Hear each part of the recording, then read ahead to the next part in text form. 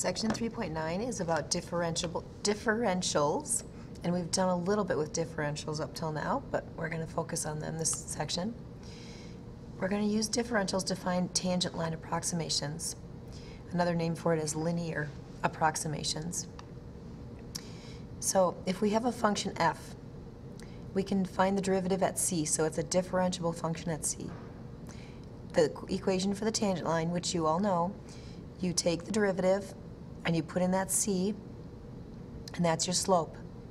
And then you do y minus the y value at that point, and then times x minus the x value at that point, which is c. So if you add your f of c, that's going to look like that. Usually we write it like y minus y1 equals m times x minus x1.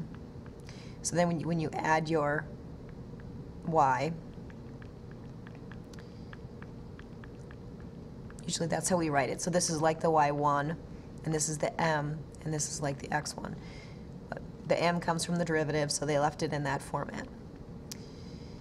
So the tangent line approximation, or the linear approximation of the function at c. So it's not just a tangent line, but it's something you can use to approximate other values really close to c. And they'll ask you to do that on the AP Calculus test. Because c is a constant, then y is a linear function of x. So this new equation we came up with is obviously linear, right? Exactly. Okay. So let's do an example. Find the tangent line approximation, or they might call it the linear approximation. I've seen that more often on the AP test than the phrase tangent line approximation. So get that in your mind, that if they ask for linear approximation, they just want a tangent line. Here's your function, and they want it at the point 0, 1. And then they're saying use a table to compare the y values. So to solve this, we obviously would need our slope. So we're going to take the derivative first. The derivative of 1 plus sine x is cosine x. Then we're going to plug in our point. So we put the derivative, we put the point 0 in the derivative, so we need cosine of 0. Cosine of 0 is the x value of this point, so it's 1. So our slope is 1. All right? And then we've got a slope of 1, so I put that there. So it's y minus y1 equals m times x minus x1. So our equation is 1 plus x. So that's the tangent line at the point 0, 1. And it is also a linear approximation of points around the point 0, 1. So it would approximate the y values of the original function, the 1 plus sine x, but only at values close to 0, 1. So if you look at your table, and you can do this in your graphing calculator, put the 1 plus sine x in y1 and the 1 plus x in y2, and then look at values close to 1, obviously at the point 0, 1, I mean close to 0. At the point 0, 1, the y value is exactly the same. At the point 0, they're pretty close. Negative 0.01, the y values are pretty close. And obviously the farther you get away from the point 0, the y values differ more, but they're still pretty close. So within 1 unit of 0, the linear approximation is a pretty good approximation, good to the 10th decimal, the 10th place. And if you look at the graph, as you can see, between negative 0.5 and positive 0.5, the line is almost exactly the same as the curve. Okay, differentials. So a differential, I know this looks really messy. A differential is how far away the tangent line is from your original graph. So some of this notation, this delta x, I know you've seen in physics. Delta x we call dx often. So it's the difference of the x values. And then delta y would be the difference of the y values.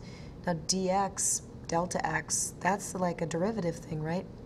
So usually our derivative is like dy dx. Well, you can think about this as slope, right? The change in y over the change in x. We've talked about that, but remember the derivative is like the slope at a certain point.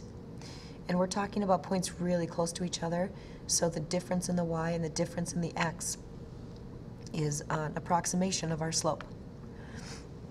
So what we're thinking of doing here is talking about the difference of the y values. So you subtract the slopes, the y values, and that approximates the derivative times that delta x. So dx is called the differential of x, and dy is the differential of y. I know it sounds complicated, but really all it is splitting up the dy dx idea, the derivative idea, into its two separate pieces. That's the reason that Leibniz used this notation. So the derivative, the differential, okay, sorry about that. The differential, the derivative, can be rewritten like this. So that's the derivative in Leibniz's notation, and this is the derivative in Newton's notation. What if we think about this as a divided by bar and actually multiply both sides by dx? Then we get the differential of y is equal to the derivative of the whole function times the differential of x. So that's what we're going to do. We're going to, if they ask you to find the differential of y, you take the derivative of the whole function and then just throw a dx on the end of it, because what you're essentially doing is multiplying both sides by dx. So I know it seems complicated, but it's not. All right, so let y equal x squared. Find the differential of y, or find dy, when x is 1 and when dx is 0.01. Compare this value with delta y for x equals 1 and delta x equals 0.01. So first of all, since f of x is x squared, you take the derivative and you get 2x. So the dy is the derivative times dx. So the derivative at 1, so that's 2 times 1, which is 2, times 0.01, and that's given to us here. So it's 0.02. Now using delta x is 0.01, just plain old boring slope here. Delta y equals the y value of x plus delta x minus the y value at x. So the y value of x plus delta x is 1, right here, and delta x is 0.01. So x plus delta x is the y value of the function at 1.01. So our original function is x squared, so we're going to put 1.01 in the original function, minus f of 1, so we're going to put 1 in the original function. 1.01 squared minus 1 squared is 0.0201. So delta y, the actual slope between these 2 points, 0.1 and the 0.101, the point just a little bit higher, is 0.0201. But the differential is 0.02, just approximating it using the derivative. So we're comparing the two values. They're equal up to the 100th decimal place. So you can see that the x squared is the actual graph and the derivative is the approximation. So delta y is the slope that you get using the actual graph of x squared, and dy is the approximation using the derivative, which is the tangent line. All right, so calculating differentials is the same way we calculate every derivative. The derivative of a constant times a function is the constant times the derivative of that function. The derivative of two functions added together or subtracted, you can do the derivative of each one. Add them and subtract the answers. Add them or subtract the answers.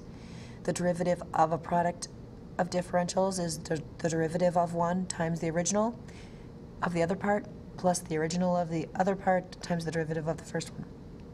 And the quotient rule is the same thing. So the rules are all the same. We just have to remember that when we take the derivative, we throw a dx on the end of it. So like y equals x squared, the derivative is dy over x. dy over dx is 2x. The differential just throws that dx on the right side. The derivative of 2 sine x is 2 cosine x. The differential, dy, is 2 cosine x dx. If y equals x times cosine x, use the product rule, just like normal, but then multiply that whole thing times a dx. Why not just on the end? Because the dx applies to both of these, so you'd have to distribute it in. Quotient rule, same thing, just times a dx on the end, so the dx ends up being on the top. This notation is called the Leibniz notation, this dy over dx. Leibniz did a lot more with thinking of the derivative as the slope. So he liked to deal with the dy dx notation, which is more like the slope, the change in y over the change in x. So maybe you're team Leibniz now. The homework is page 241 through 25.